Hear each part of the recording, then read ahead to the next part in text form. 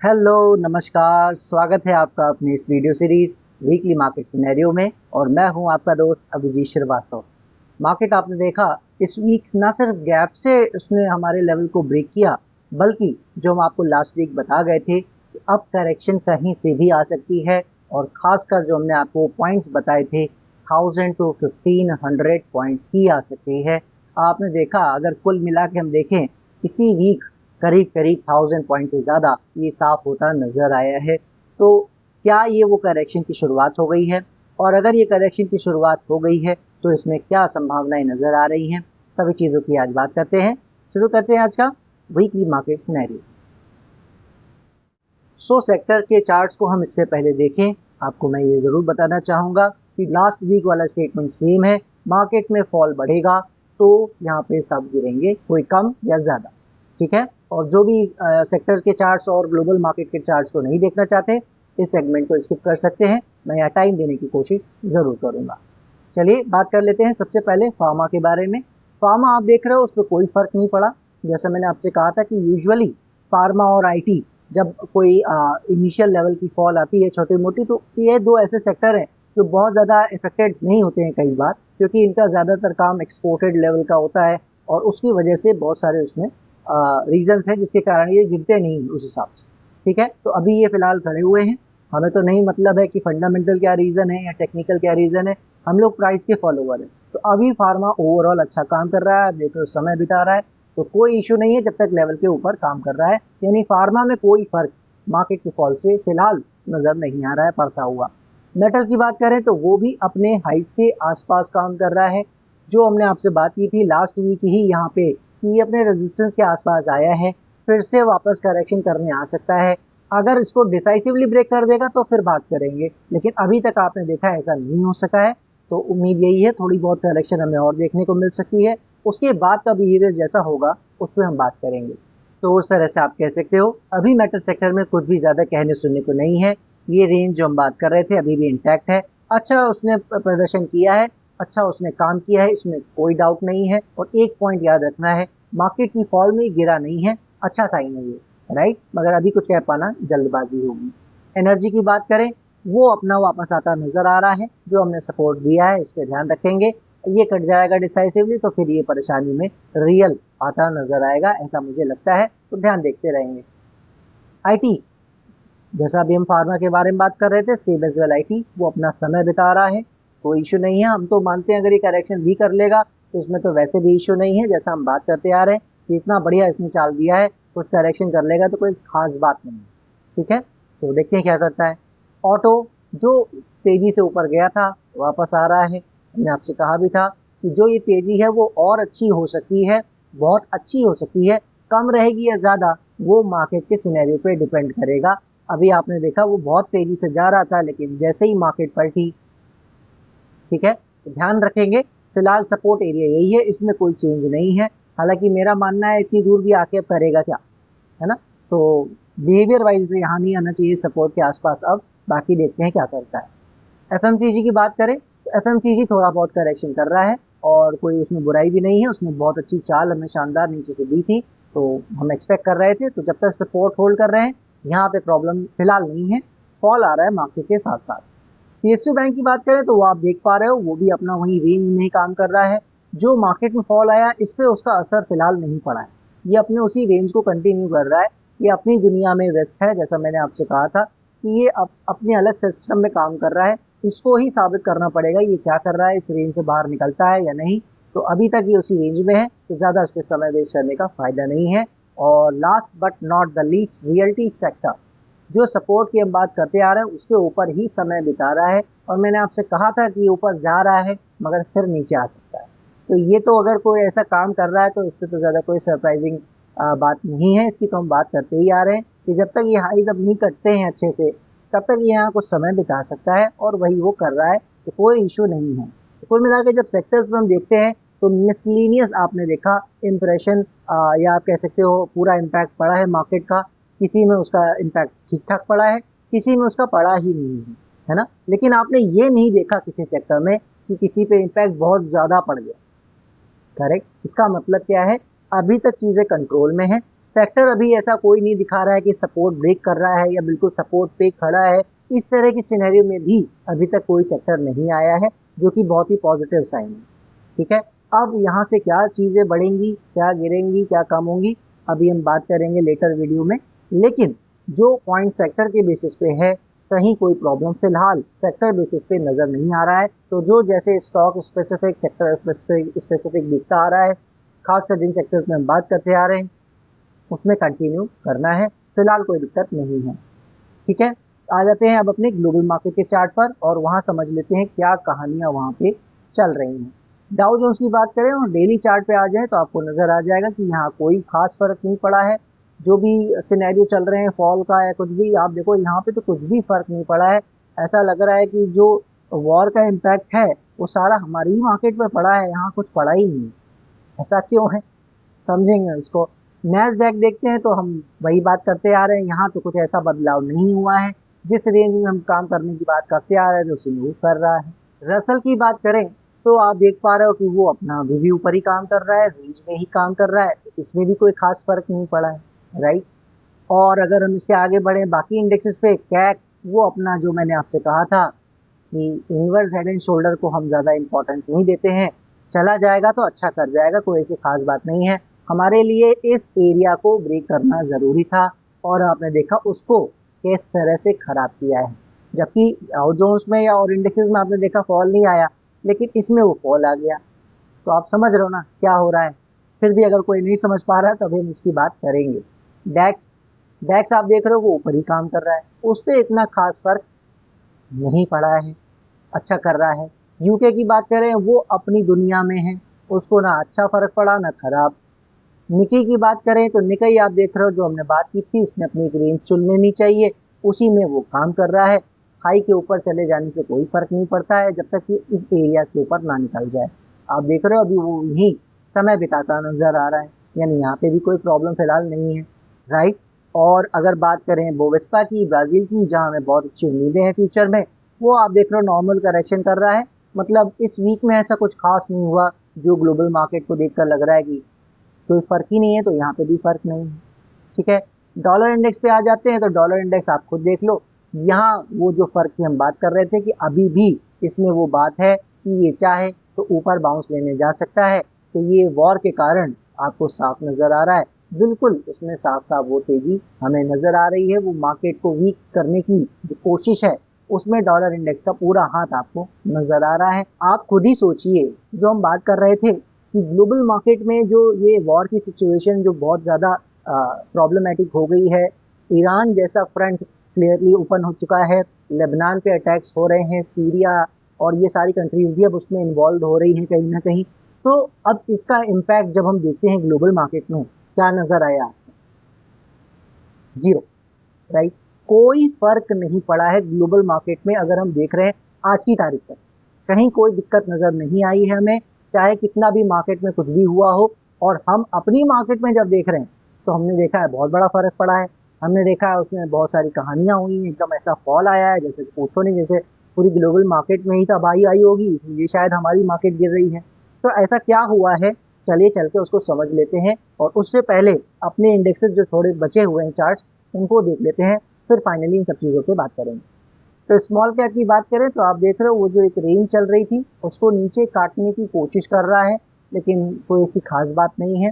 जो मैंने आपसे पहले भी कहा था कि थोड़ी बहुत करेक्शन बढ़ा सकता है, ऐसी कोई खास इशू नहीं है, क्योंकि स्मॉल कैप और मिड कैप में वैसे भी जो रियल स्टोरी है वो यही है कि ये अंडर परफॉर्मर है। और अगर इंडेक्स करेक्शन वो दिखाने लगेगा तो ऐसी कोई खास बात नहीं, क्योंकि परफॉर्मेंस ये जितनी भी आई है इसमें स्मॉल कैप और मिड कैप का कोई भी योगदान एक्चुअल में नहीं है, आपने देख लिया है। और वही रेंज वो शो करने लगा है धीरे धीरे सबको। जूनियर निफ्टी की बात करें तो वो भी बहुत तेजी से नीचे आया, जो तेजी बन रही थी इसमें उसको वापस लेता नजर आया है। लेकिन आपको पता है हर जगह पूरी मार्केट में हमारे यहाँ एटलीस्ट फॉल आया है, बाकी बाहर कहीं आया हो या ना आया हो, तो इसलिए यहाँ पे भी कोई खास बात नहीं है। जब तक इसमें किसी तरह से भी ये एरिया ब्रेक नहीं कर रहा है तब तक उम्मीदें हमारी बनी रहेंगी कि ये आगे अच्छा कर सकता है। ठीक है, बात कर लेते हैं, अब आ जाते हैं अपने बैंक निफ्टी के चार्ट पर। बैंक निफ्टी आप देख रहे हो, जो उम्मीद थी हमें कि अच्छा किया है, थोड़ा बहुत करेक्शन कर सकता है, वो हमारी सोच से ज़रूर कहना चाहिए ज़्यादा हुई है। ठीक है, अब इसका क्या मीनिंग निकल रहा है?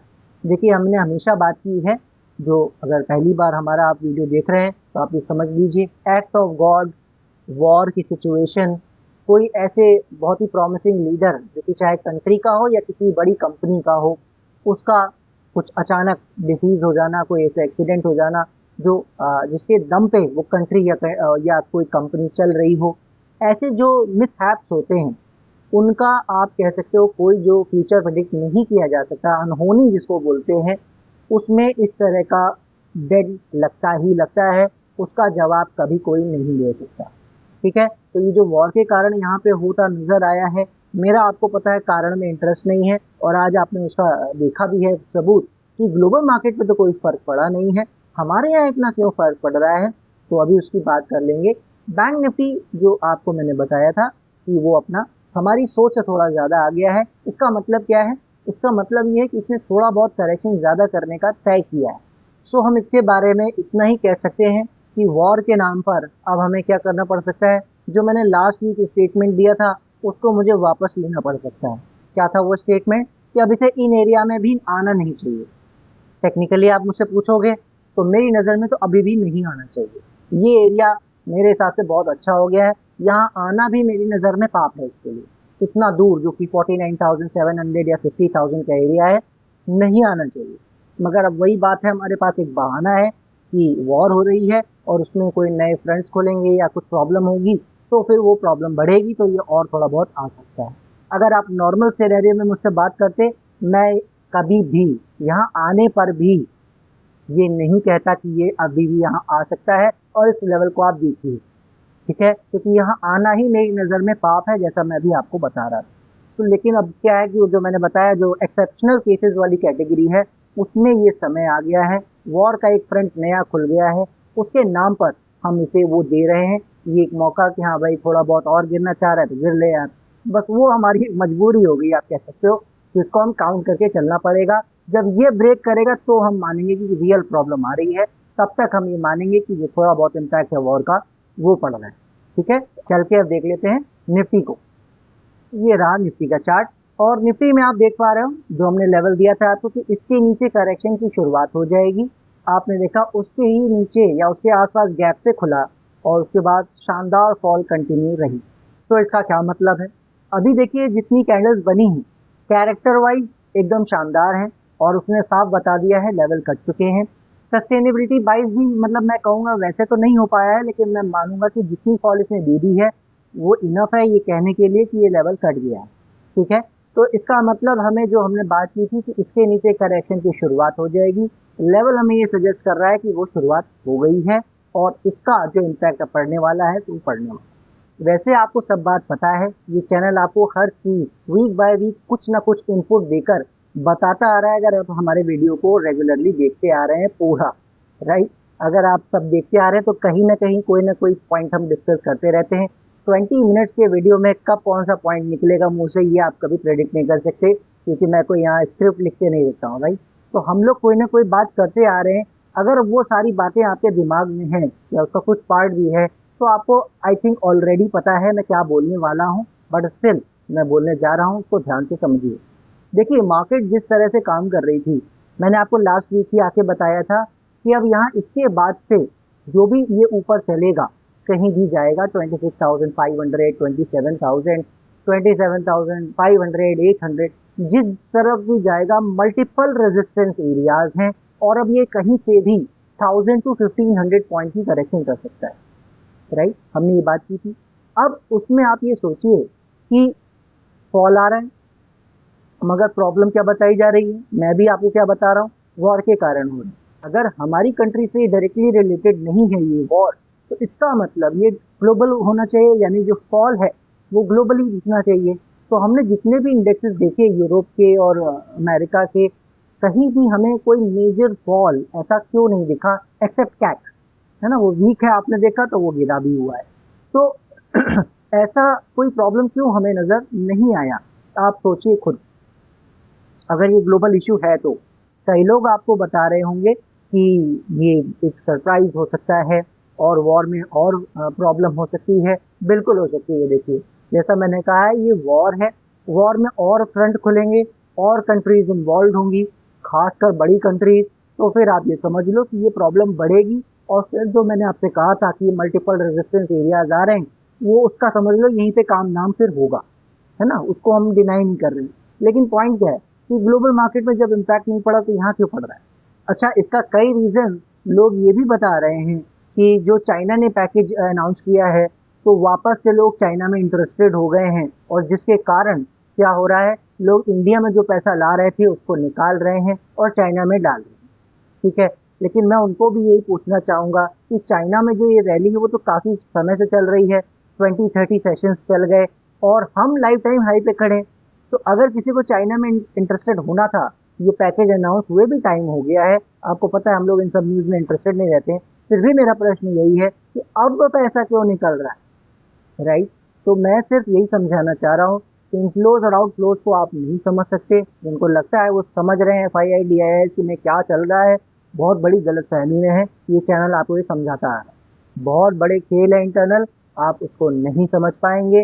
इतना ही कह के मैं इस बात को समाप्त करता हूँ, अपनी बात को मैं करने शुरू करता हूँ। ये जो फॉल आया है ये अनएक्सपेक्टेड नहीं है, जस्ट लास्ट वीक ही हमने बताया था। हाँ, जब मैंने आपको बताया था तब मैंने ये जरूर सोचा नहीं था कि ये नेक्स्ट सेशन से ही शुरू हो जाएगा खेल, क्योंकि वॉर एक बहाना बन गया है, बस और कुछ नहीं। बस आप ये समझ लो कि जो थोड़ा बहुत पैसा इससे निकलना था, जो ये 1000-1500 पॉइंट की करेक्शन आनी थी, वॉर एक बहाना बना और उसमें वो फॉल आपने देख ली, यानी वो पैसा फट से निकल गया। तो बस पॉइंट यही है कि जो हम सोच रहे थे कि ये 27,000 या 27,500, 28,000 उस साइड जाके कुछ करेक्शन करेगा, ये पहले ही कर लिया है। तो ये अब यहाँ से क्या कर सकता है उसको समझ लेते हैं। अब अगर मैं चार्ट वाइज देखूं तो ये बिल्कुल बहुत ही खराब तरीके से गिरा है। पूरे हर जितने भी चार्ट डेटा में जो मैं देखता हूँ, ज्यादातर जगह ये बहुत ही खराब साइन दिखा रहा है। ठीक है, अगर मैं इसको चार्ट वाइज बात करने की कोशिश करूं, इस तरह की फॉल, ये जो बिहेवियर है, कई बार एक थोड़ा लंबे समय का टॉप बन जाया करता है। इस तरह की फॉल है ये, लेकिन क्या ये कंफर्म कर रहा है कि ये वही फॉल है? नहीं, ऐसा नहीं है, है ना? तो ये जो इसका इशारा है ये बहुत ही गंदा है। अगर मैं सिर्फ चार्ट को देखूं, ये जो मुझे आज नजर आ रहा है, जो इसका निगेटिव पॉइंट है वो आपको सबको पता है, दुनिया आपको बता रही है नेगेटिव पॉइंट्स कि ये वर्ल्ड वॉर में तब्दील हो सकता है और कंट्रीज इन्वॉल्व हो सकती हैं। तो ऑब्वियसली अगर ऐसा होगा तो ये बढ़ेगा करेक्शन, उसमें आप कोई डाउट ना रखें। ठीक है, उस केस में क्या होगा, वो केस पूरा समझ लीजिए। उस केस में ये होगा कि जो मैंने आपसे कहा था कि इसके नीचे जो करेक्शन शुरू हुई है वो फिर बढ़ेगी, वो 1500 पॉइंट पर रुक जाएगा कि 2000 पॉइंट पर रुकेगा, वो मैंने आपको इस वक्त भी कहा था। आप हमारे लास्ट 2-3 वीक से वीडियो देख सकते हैं, सब कुछ हम बात करते आ रहे हैं। जैसा मैंने कहा, जो हमारे वीडियोस देखता आ रहा है उसको पता है, फिर तो वो यहाँ तक भी आ सकता है 23,400। जो मैं बात कर रहा था 1000 और 1500 पॉइंट की करेक्शन का, उसमें आप देख रहे हो ऑलरेडी 26,300 से कहाँ आ गया है ये, 25,000 के नीचे, यानी 13 to 1400 पॉइंट का करेक्शन ऑलरेडी हो चुका है। और जो ये बिहेवियर, जैसा मैंने कहा, बहुत गंदा है। इसके सिर्फ 2 मीनिंग्स होते हैं, जो मेरी आप कह सकते हो एक्सपीरियंस जो मुझे बताने को, याद दिलाने को मजबूर कर रहा है, वो उसके सिर्फ 2 मीनिंग्स होते हैं। पहला ये है कि ये यहीं कहीं करेक्शन फिनिश कर गई। जी हाँ, मैं यहाँ पूरी जिम्मेदारी से ये बात कह रहा हूँ कि मार्केट में देखिए, फिर जैसा मैंने कहा, वॉर में क्या होगा वो अनप्रिडिक्टेबल है, मैं उसके बारे में नहीं बता सकता। लेकिन जो मैं आपको प्राइस के तौर पर अपनी चार्ट एनालिसिस पे बताता आ रहा था कि अगर ये बहाने से गिरा है तो दैट इज इट, ये इसका काम हो गया है। 300-400 पॉइंट यहाँ से थोड़ा बहुत और गिर जाए, जैसा आप देख रहे हो वोलेटिलिटी इतनी बढ़ गई है, 200-300 पॉइंट एक दिन में गिर रहा है, तो आप ये कह सकते हो कि 300-400 पॉइंट उस चक्कर में और लो लगा दे, तो मैं उसको नहीं कह सकता। लेकिन ये यहीं कहीं मामला समाप्त हो जाना चाहिए। जो इसका बिहेवियर है, इसका एक मीनिंग यही होता है कि यहाँ पे इसको खत्म करे और नीचे रुकना भी नहीं है। बिल्कुल आप सही सुन रहे हैं, इसको नीचे रुकना भी नहीं है। ये अपना जो भी गिरना है, थोड़ा कम थोड़ा ज्यादा, यहीं कहीं से गिर के इसको ऊपर चल देना चाहिए। फिर ऊपर जाके कहाँ करेक्शन कर रहा है, कहाँ खड़ा हो रहा है, क्या कर रहा है, वो हम देखेंगे। ठीक उसी तरह जैसा मैंने आपको यहाँ कहा था, याद है, कि यहाँ पे अब रुकना नहीं चाहिए, इसको अच्छा करना है, बेस्ट सिनेरियो में चलना है, तो यहाँ से चलते जाना चाहिए। और आपने देखा था चाल आई, राइट। इसी तरह यहाँ पे भी यही सिनेरियो है कि अब इसको यहाँ गिरा है तो यहाँ ऐसे खड़ा नहीं होना चाहिए, रुकना नहीं चाहिए, समय नहीं बिताना चाहिए। इस चीज का हमें आने वाले दिनों में ध्यान रखना है। जो भी चाल इसमें आती है, पहले मूव ऊपर आ जाता है, उससे कोई फर्क नहीं पड़ेगा, याद रखिएगा। इस एरिया का इंपॉर्टेंस नहीं है अब, इसीलिए मैं इसे डिलीट कर दे रहा हूँ। याद रखिए, इसका कोई भी मीनिंग नहीं है, ना ही इसके हाई का है। मेरा सिर्फ अब आपको कहने का मतलब ये है कि यहाँ कोई लेवल अप फॉलो ना करें, डायरेक्ट लेवल अब नीचे ही वाला है। और इसीलिए आपको ध्यान ये रखना है, आने वाले 2-3 डेज में जो भी गिर के यहीं कहीं से संभाल के ले जाता है, तो ये आप मान के चलो एक अच्छा साइन हो सकता है। और ये आपको अगर ऊपर कहीं टिका लेता है तो फिर ये समझो ये हम ऊपर फिर नए हाइट के लिए बिल्कुल चलेंगे, 27,000 भी चलेंगे और ऊपर भी चलेंगे। इस फॉल की वजह से मैं आपको ये ज़रूर बताना चाहूँगा कि ये बहुत चीज़ों के बारे में बता रहा है मुझे, ठीक है। जो हम बात कर रहे हैं ना, तक हम 60-70 की एज में पहुंच गए हैं, ये हमारी एनालिसिस बता रही थी, मगर अब ये इस तरह के फॉल आना उसको कंफर्म कर रहा है, ये याद रखिएगा। यानी जिस एनालिसिस वाले पाथ पे हम चल रहे हैं, अभी तक उसकी कंफर्मेशन आ रही है, उसको गलत नहीं ठहरा रही है मार्केट। मेरी इस लाइन को दोबारा सुन लीजिएगा, दोबारा रिपीट नहीं करूंगा, वरना आप पाओगे रिपीट ही करता रहता है हर बात को, ठीक है। तो इस लाइन का कुछ मीनिंग है, यानी हम सही पाथ पे चल रहे हैं जो हम सोच रहे हैं। तो इसीलिए इन चीज़ों का ध्यान रखना है कि अगर हम सही पाथ पे चल रहे हैं तो अब उसको ज़्यादा गिरना नहीं चाहिए। मुझे नहीं पता वॉर में क्या होगा, कैसे होगा, सब अनप्रेडिक्टेड जोन है, मैं नहीं बता सकता, ठीक है, ना ही मैं उसकी कोई गारंटी दे रहा हूँ। लेकिन मैं ये बता सकता हूँ कि जो होना चाहिए था, जो आपको टॉप पे यहाँ इस चैनल ने बताया था कि जो करेक्शन आ सकती थी, उसके हिसाब से बस आप ये समझ लो, ये 6-700, बस ज़्यादा से ज़्यादा अगर मैं आपको बताना चाहूँ, दैट इज़ इट। 24,600-700 का एरिया, यहाँ तक का कोई लो लगा के फिर ये ऊपर चला जाता है तो बढ़िया है, यहीं से चला जाता है तो और भी बढ़िया है। क्योंकि जो 25,000 पे मैंने आपसे जो कॉन्फिडेंटली कहा था कि ये वो टॉप नहीं होना चाहिए, उसमें बहुत ज़्यादा कोई बदलाव नहीं है। कुछ परसेंटेज कॉन्फिडेंस मेरा कम हुआ है क्योंकि अब हम और ऊंचाई पे आ गए हैं, जैसा आपको पता है कि हम उस दिशा में बढ़ रहे हैं, लेकिन हमारा कॉन्फिडेंस इतना कम नहीं हुआ है कि मैं कह दूं 50-50 है। 50-50 का एरिया मुझे मिल चुका है, ये बात और आज आपको बता देता हूँ। जिस दिन उन एरियाज के आसपास पहुंचेगा, वहां से कुछ भी दिक्कत करेगा, ये चैनल आपको सबसे पहले बताएगा कि अब हम 50-50 जोन में आ गए हैं, जहां से ये कभी भी गिर भी सकता है और हो सकता है ना गिरे, ठीक है। वो एक एरिया मुझे मिल चुका है, बहुत ही इंपॉर्टेंट एरिया है। उन एरियाज से अगर ये नहीं गिरा तो फिर आप समझ लो फिर और भी बड़ी चाल मिलेगी। तो वो सब फ्यूचर की बातें हैं, वो आज आपको बोर करने का फायदा नहीं। अभी तो पहले इसी से निपटे, यही बहुत टॉप ना बन जाए, इस चीज़ को हमें देखना है बहुत ही ध्यान से। कोई नहीं बता सकता क्या होगा अब यहाँ से, याद रखिएगा। इसीलिए जो बिहेवियर है, इसीलिए मैंने बता दिया आपको, चार्ट वाइज भी ये गंदा बिहेवियर है, तो इसीलिए ध्यान रखना ज़रूरी है। स्टॉक स्पेसिफिक जो चाल पहले आ रही थी, स्टॉक स्पेसिफिक चाल अभी भी आ रही है। लार्ज कैप में ऐसी कोई बड़ी प्रॉब्लम पहले भी नहीं आई थी, अभी भी नहीं आई है। जो चाल की शुरुआत हुई थी उसमें कोई डेंट लगा नहीं है, लेकिन कुछ स्टॉक जो चलने की कोशिश कर रहे थे, वहाँ उनमें थोड़ा एक बार को पॉज लगा ज़रूर है, ये मैं मानूंगा। तो थोड़ा सा देख के संभल के, मगर लार्ज कैप में ही फोकस रखेंगे तो मेरे हिसाब से ज़्यादा दिक्कत नहीं होगी। इस चीज़ को ध्यान रखेंगे और क्लोजली वॉच करते रहेंगे। कुछ भी अपडेट मिलेगा तो मैं आपको अपना टेलीग्राम पे अपडेट जरूर करूंगा, अदरवाइज वीकली हम मिलते ही हैं, इसकी बात नेक्स्ट वीक कर लेंगे। आज के वीडियो को ध्यान से समझ लीजिएगा। अब हमें यहाँ से क्या देखना है, आखिरी के 5-7 मिनट्स को ध्यान से सुन लीजिएगा एक बार और। वीडियो पसंद आ रहा हो तो दोस्तों से शेयर करना मत भूलिएगा, और लाइक और सब्सक्राइब के बटन में कोई भी चार्ज आपको लगता नहीं है, दबाते जाना मत भूलिएगा अगर वीडियो पसंद आ रहा है। दीजिए मुझे इजाज़त, नेक्स्ट वीक फिर मिलेंगे, तब तक के लिए जय हिंद, जय भारत।